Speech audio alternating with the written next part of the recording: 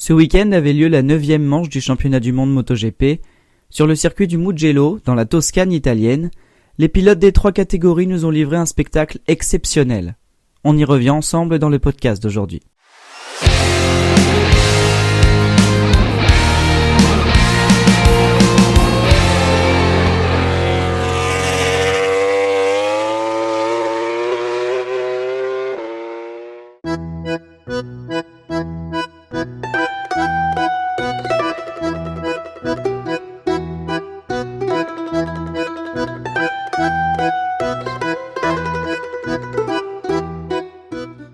L'Italie est l'hôte du 9e week-end de course MotoGP en 2025.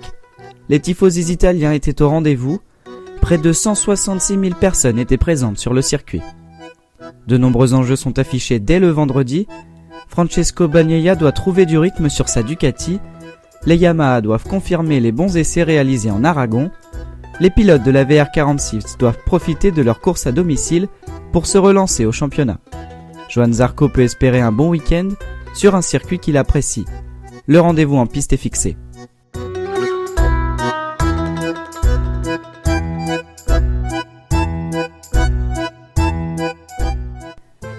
Le vendredi est déjà une journée qui compte en MotoGP. La séance de practice répartit les pilotes dans les 2 séances de qualification. Les 10 plus rapides accèdent directement à la Q2, tandis que les autres doivent passer par la Q1. Une première séance de qualification, à l'issue de laquelle les 2 plus rapides sont repêchés et pourront disputer la bataille pour la pole position. Les KTM étaient attendus et elles n'ont pas déçu. Maverick Viñales signe le meilleur chrono, Pedro Acosta est 8e. Francesco Bagnaia a trouvé des clés et s'empare de la 2e position. Il devance de quelques millièmes son coéquipier, Marc Marquez. Le pilote grésinier Alex Marquez est 4e. Après une lourde chute qui a entraîné une luxation de son épaule gauche, Fabio Quartararo signe le 5e temps de la séance. Son coéquipier, Alex Rins, est 7e. Marco Bezzecchi signe le 6e chrono, tandis que les pilotes de la VR46 sont 9e et 10e. L'autre français, Johann Zarco, est 10e. En fin de matinée le samedi, les pilotes MotoGP ont pris part aux 2 séances de qualification. 15 minutes pour départager les 12 pilotes les moins rapides le vendredi, dont les 2 plus rapides sont repêchés en Q2. La seule Ducati alignée dans cette séance n'a pas tremblé. Fermin Aldeguer signe le meilleur chrono, près d'un quart de seconde plus rapide que Raúl Fernandez. Une Ducati et une Aprilia rejoignent donc les autres pilotes en Q2. Jack Miller est le premier déçu, il partira 13e. Johann Zarco et Brad Binder l'accompagneront en 5e ligne, tandis qu'Enea Bastianini, Miguel Oliveira et Joan Mir occuperont la 6e. Takaaki Nakagami, Lorenzo Savadori et Ai Ogura seront en 7e ligne. Somkiat Chantra et sa Honda fermeront la grille de départ en 22e position. La 2e séance de qualification a tenu toutes ses promesses. À l'issue du quart d'heure de roulage, Marc Marquez signe la pole position, 59 petits millièmes devant son coéquipier Francesco Bagnaia. Alex Marquez les accompagnera en première ligne. Fabio Quartararo s'élancera 4e, devant Maverick Viñales et Franco Morbidelli. Fabio Di Giannantonio ouvrira la 3e ligne de la grille, devant Pedro Acosta et Alex Rins. Enfin, Marco Bezzecchi, Raúl Fernandez et Fermin Aldeguer occuperont la 4e ligne pour la course sprint du samedi et pour le Grand Prix du dimanche.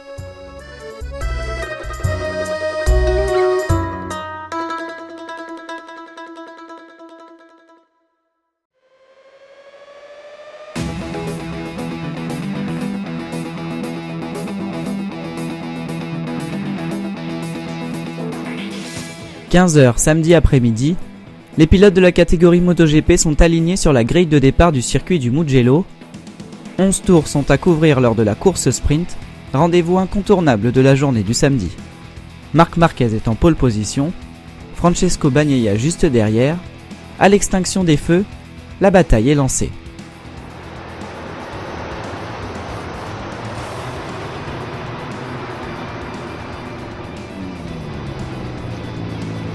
Le départ de Francesco Bagnaia est excellent, l'Italien prend la tête de la course. Son coéquipier, Marc Marquez, a été en proie à un souci avec le système électronique de sa moto, alors qu'il était installé à l'emplacement de la pole position. Son launch control n'était tout simplement pas activé, et il a dû le réenclencher tandis qu'il était déjà en position de s'élancer. Dès le premier virage, la course sprint de Johann Zarco se termine dans les graviers. le Français a été emporté par la chute de Brad Binder. 11 tours de bataille intense entre Francesco Bagnaia et les frères Marquez, et au final, c'est Marc Marquez qui sort vainqueur avec plus d'une seconde d'avance sur son frère Alex, qui termine deuxième. Francesco Bagnaia assure les points de la troisième position, malgré un rythme de course en deçà de celui des frères Marquez. Fabio Quartararo termine 10e. Il est le premier pilote en dehors des points ce samedi.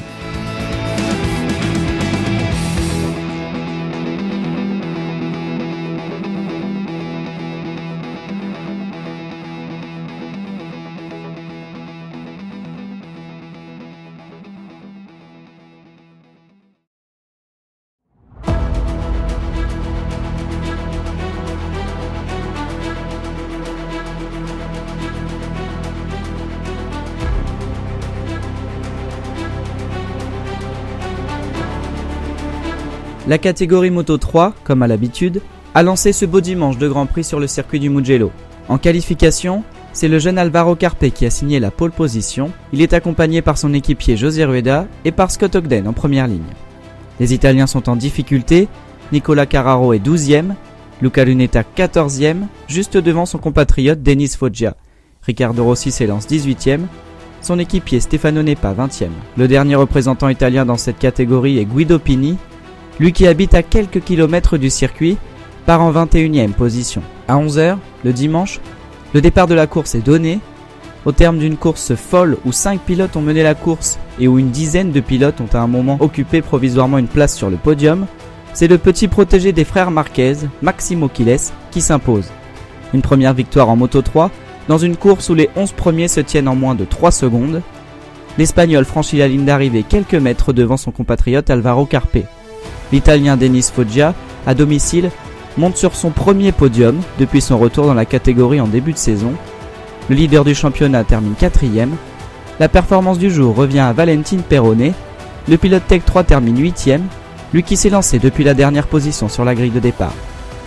Au classement général, José Rueda comptabilise désormais 162 points. Il relègue son plus proche concurrent à 56 points. Angel Piqueras est donc deuxième, un point seulement devant Alvaro Carpe. Joel Kelso et Maximo Quiles sont en embuscade.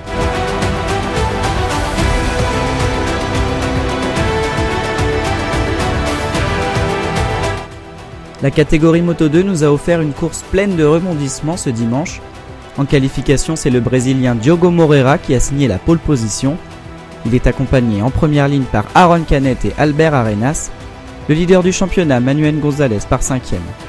Les Italiens sont dans le coup. Celestino Vietti est 7e. Tony Arbolino 10e. La catégorie intermédiaire nous a offert de belles bagarres en piste ce dimanche.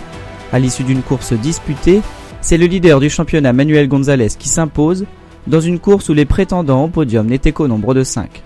8 pilotes se tiennent en moins de 6 secondes à l'arrivée. Albert Arenas, qui termine deuxième, monte sur son deuxième podium en Moto 2, reléguant Aaron Canet en 3e position. Diogo Moreira est le premier déçu, il termine 4e, juste devant le local de l'étape Celestino Vietti. Izan Guevara est 6e, David Alonso 7e, les pilotes de l'American Racing Team, Joe Roberts et Marcos Ramirez complètent le top 10. Au classement général, Manuel Gonzalez compte 143 points inscrits, 9 points de plus que son principal rival Aaron Canet. Diogo Moreira sécurise sa 3e position provisoire, profitant des contre-performances de Barry Baltus et de Jack Dixon ce week-end.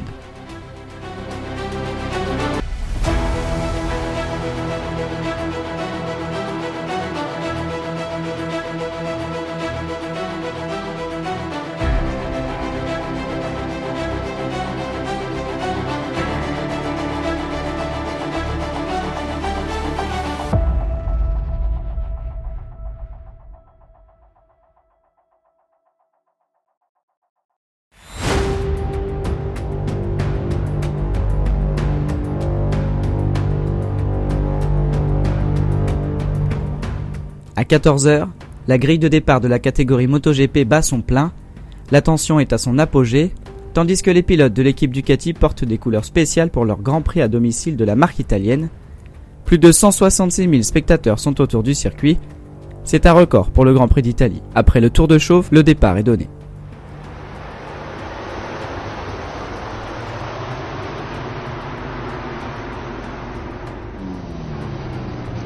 À nouveau, l'envol de Francesco Bagnaia est réussi, l'Italien prend les rênes de la course, sous les applaudissements des tifosi. 4 tours de lutte intense mais propre, Bagnaia, puis Marc Marquez et même Alex Marquez ont mené la course, Enea Bastianini part à la faute, il est imité quelques tours plus tard par Johann Zarco, un 0 pointé ce week-end pour le français. Le trio de tête s'est envolé, tandis qu'une bataille entre Franco Morbidelli et Maverick Viñales commence.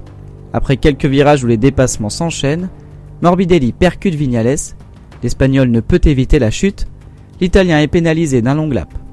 Fabio Di Giannantonio récupère ainsi la 4e position et entame une remontée inattendue sur les pilotes de tête.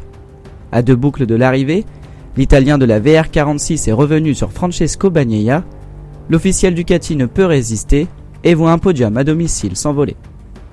Si Marc Marquez n'est plus inquiété pour la victoire, Alex Marquez baisse de régime.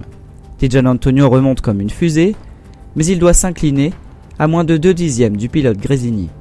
Marc Marquez s'impose ce week-end et remporte son 93e succès en carrière.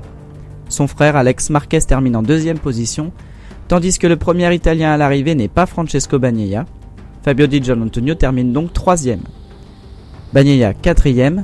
Après une course compliquée, Fabio Quartararo franchit la ligne d'arrivée en 14e position. 2 petits points inscrits ce week-end pour le pilote Yamaha, qui devra réagir dès le week-end prochain aux Pays-Bas. Au championnat, Marc Marquez compte désormais 270 points, 40 points de plus qu'Alex Marquez 2e. Francesco Bagnaia est maintenant relégué à 110 points de son coéquipier. Morbidelli a inscrit 128 points depuis le début de saison et voit son coéquipier Fabio Di Giannantonio revenir à 8 unités.